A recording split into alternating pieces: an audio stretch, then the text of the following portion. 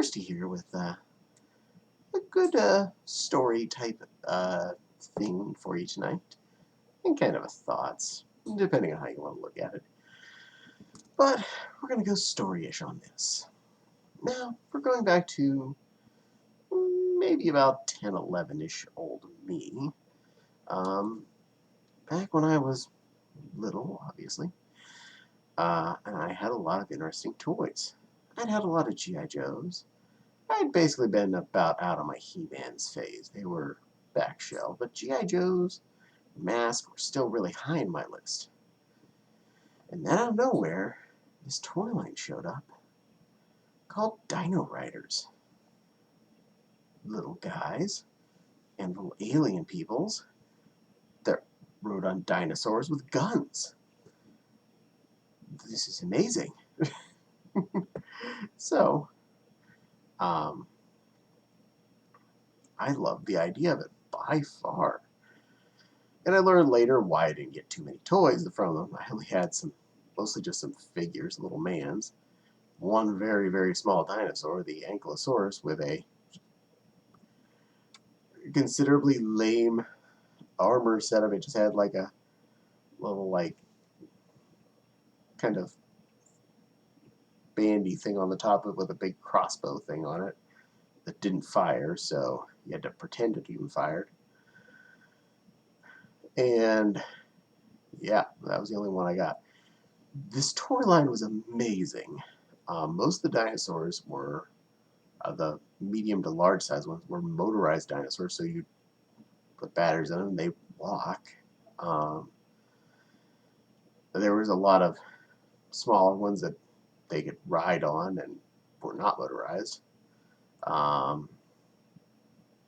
And they were really detailed, cool dinosaur models. And you were fighting between the human-y type peoples, I can't remember their names, against the bad guys, which I think were called the Rulons. Anyway, the bad guys used brain boxes to control them. They were like robotic hats they put on the dinosaurs that controlled their minds. And the good guys, they were telepathic. They just happily talked to the dinosaur and convinced it to help them.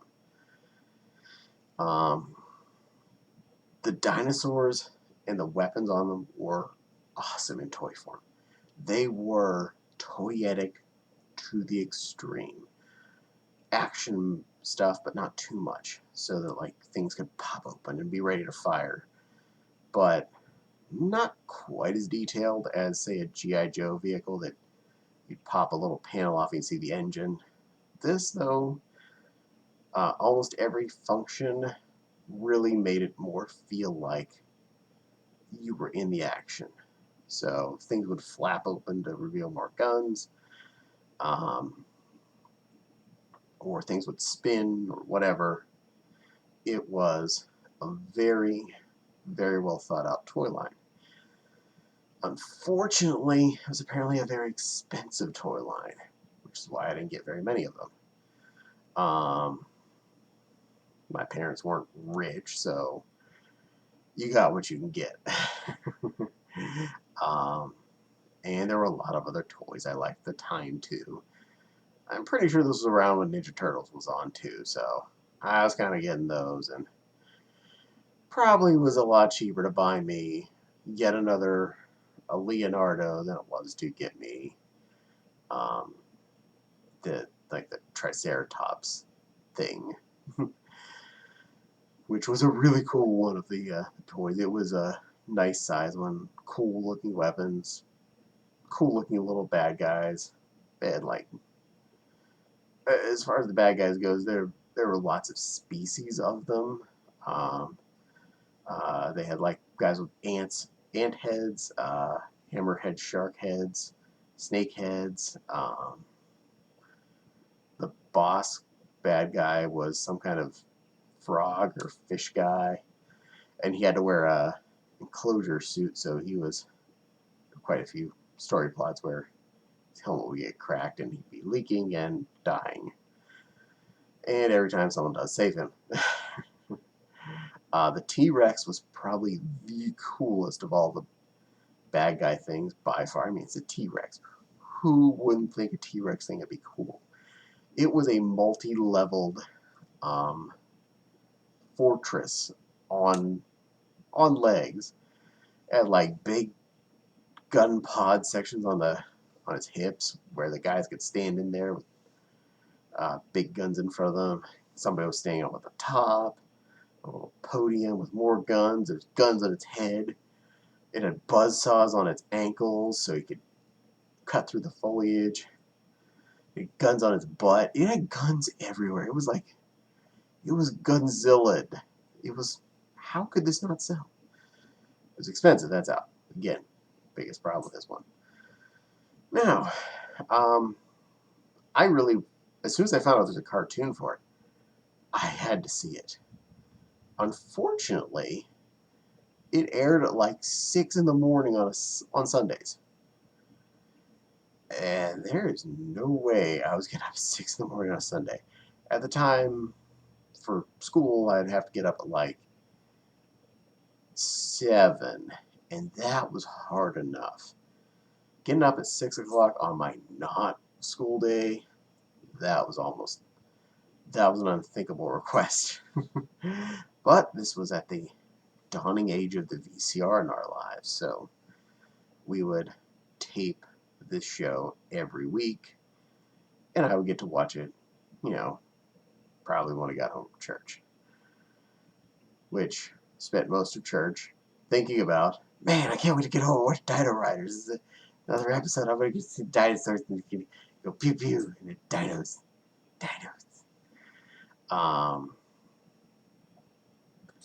So that's how that all went. It was a short-lived cartoon series, but it was definitely fun. Good guys and bad guys accidentally time travels with their spaceships, crash on ancient Earth, fighting for reasons still, and yeah, it was fun enough. The toys were great. The story was great. The cartoon was amazing. They represented the toys very much correctly. I didn't feel like, sometimes when you'd see, here, look, here's this toy, and then here's it on the cartoon, and they look nothing alike. I'm looking at you, Jetfire. It's not your fault. There was lawsuits. You didn't have a choice. But a lot of times the toy cartoon variant did not look or act the same. It would have like guns all over it on the cartoon, but the version you saw the toy had like 3 missile launchers and no guns. You're like, this doesn't make sense. But no, all the Dino Riders toys were very well represented in cartoon form. So you felt like you were getting what you were sold.